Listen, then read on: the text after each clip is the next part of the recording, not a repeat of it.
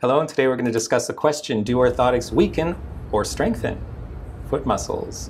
And this has been a common assumption ever since I've been in practice, ever since the 1990s, that orthotics are a crutch that weaken foot muscles. And it's been promulgated, especially in 2009, there was a book written called Born to Run by Christopher McDougall, and there's a relatively short passage there about custom orthotics and how they made your feet weaker. Exactly what this says, which logically kind of makes sense, but the scientific evidence is showing us otherwise. There's much literature showing that orthotics actually strengthen the foot and leg muscles, and I'm going to explain why. I'm not just going to, throw these links in your face. I took these references from Dr. Doug Ritchie Jr., a doctor of podiatric medicine. He wrote an article in 2013 in Podiatry Today, right there, and these ones here, especially number 4, 5, 6, 7, and I believe there's an 8th down here. This one, Merle, Mentz, Landorf, foot posture influences the electromyographic activity of selected lower limb muscles during gait. And here, do foot orthoses change lower limb muscle activity in flat arched feet towards a pattern observed in normal arched feet? So what this is actually saying is that when you're wearing orthotics, it actually makes your muscles behave more like somebody who has a normally behaving foot as opposed to flat arched feet. And here are the effects of foot orthotics on EMG activity of selected leg muscles during gait. And then Munderman, Wakeling, and Nigg. Foot orthoses affect frequency components of muscle activity in the lower extremity. This, the effect of foot posture, foot orthoses, and footwear on lower limb muscle activity during walking and running. And some of them are systematic review, so even though we're seeing another study, this could be reviewing these previous studies. But my personal experience is that it takes a couple of years of wearing the orthotics before they have permanent muscle changes. And the nice thing about wearing the orthotics is it actually normalizes the mechanics of the foot immediately.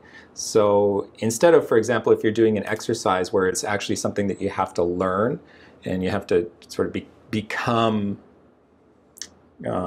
coordinated and actually practice the exercises, when you wear an orthotic, they work right away. For example, if you're pronating and it's causing knee problems or low back problems, if you wear orthotics, it will immediately actually correct everything while teaching your foot to behave in the correct way.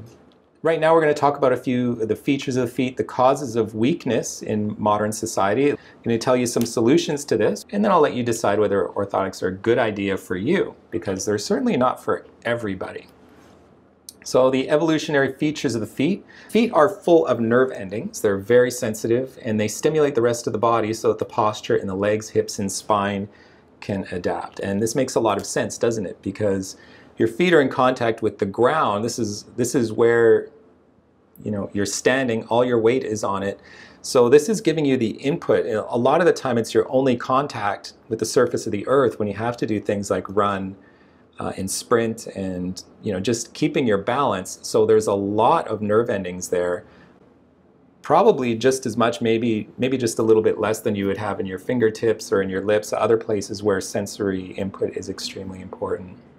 And we evolved over tens, maybe even hundreds of thousands of years to be barefoot on softer ground, perhaps with a layer of protection such as leather or other materials. So what would we be using 1,000 years ago or 5,000 years ago before we had the ability to make rubber boots or even leather boots? Maybe they were making shoes like that, I don't know. But how long would it take for our bodies to adapt? And what we're adapting to now, having concrete ground, hardwood floors, tile floors, these things I think are relatively new, maybe a few centuries. My mother, growing up, they had dirt floors in her house. We're not that evolved to actually have hard floors like this.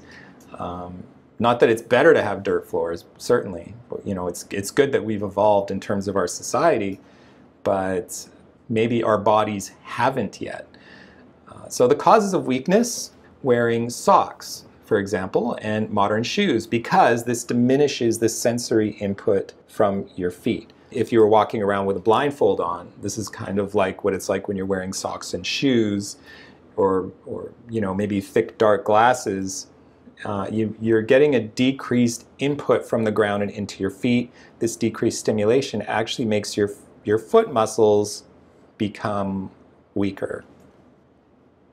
And with these shoes, with cushioned running shoes, this has created a modified gait with a harder heel strike that arguably is unnatural. And this is one of the things that they talked about in Born to Run, is having that mid-foot stance and using your forefoot more, because this improves the shock absorption. Because if you land on your heel, that's going to put a lot of force up into your body.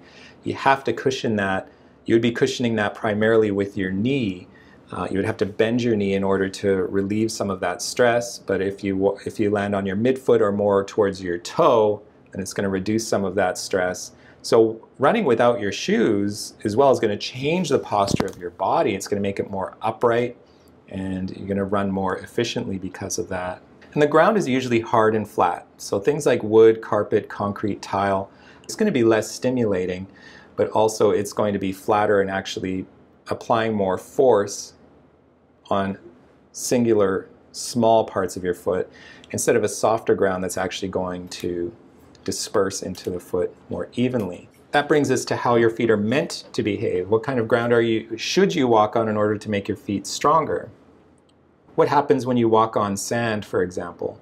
The sand, we can see in this photograph, the sand assumes the shape of your foot, and then your body, that's from your ankles upward all the way up to your head, it's forced to adapt and to align itself. There's a small amount of instability in the sand, isn't there? And your muscles have to actually all change, and you have to keep your balance. Your feet temporarily will get sore because your muscles work harder. So if you've ever gone for a run on the beach, it's harder because it's more difficult, I should say, because your legs have to work harder in order to move the same speed. But also your feet are having to curve in a way that perhaps they're not used to. If they're inside a shoe that's flat inside, they're going to be flattened out. But now that you have this pressure up on your arch, and your arch is pushing up, you have that pressure there, it's going to change the way that you run, change that in a way that your body's not used to. And those muscles are going to contract more firmly, more easily, and your foot biomechanics are going to become optimized with the arch shape. So this normalizes the shape and therefore the mechanics of the foot. The situation that we're in right now is harming us a little bit. It's probably benefiting us more because it's more sanitary, it's safer, but it's harming our feet, isn't it? So what's the solution to this? So one of the things you can do is to go barefoot on soft ground a lot, perhaps even constantly. So if you live by the beach and you're able to run on the beach every day, this is probably a really good idea. If you go barefoot right away, just on normal ground, are your biomechanics already normal? Is this something that you can handle? And for 80% of people, these 80% of people who pronate, the answer is no. So there are some alternatives. You could do what are called short foot exercises. So what this is going to do is actually strengthen the muscles in your foot. What this would entail is actually putting your foot on the ground, for example, on top of a towel, and actually curling your toes in. And the other way to do it, another exercise, is to actually practice shortening the arch of your foot while relaxing your toes so that you can actually do that. Not everybody's capable of doing this because some people just don't have the coordination to do that. But this can strengthen the muscles. It doesn't, however, change your coordination while you're walking. So it's just in the same way that if you can't teach somebody to juggle by making them do arm curls. You can't say, well, while you have strong muscles, it doesn't mean that you can juggle because that's a skill. And same thing with walking. The coordination of those muscles have to be guided and taught to your foot again so that your foot will behave in a more normal way. And also, if you do these exercises when you do walk on the ground, it's not going to reduce the daily stress that's on your body. So what if we take a shoe and we place an insert in it that emulates this sand? In other words, it's the exact shape of your foot. It normalizes the coordination of the muscles. And because of this, it helps to strengthen the muscles. You know, coordination is strength. If you start working out, you may notice, for example, that you have gains right away in terms of the amount that you can lift. This is all due to coordination in the first few days. You can sometimes lift twice as much just because you're learning to do an exercise properly. It's not because your muscles have already grown or adapted to become stronger. It's all because of coordination. And if you do this, if you put an insert in the shoe, it will immediately improve the balance. You can get orthotics made for any type of shoe. Even kids wear orthotics. A lot of kids wear orthotics. And it can help 80% of people to reduce the damage from the poor biomechanics in their body just by wearing them without any work, without doing any exercises. So what do you think? Let me know, and I hope you found that interesting. Bye.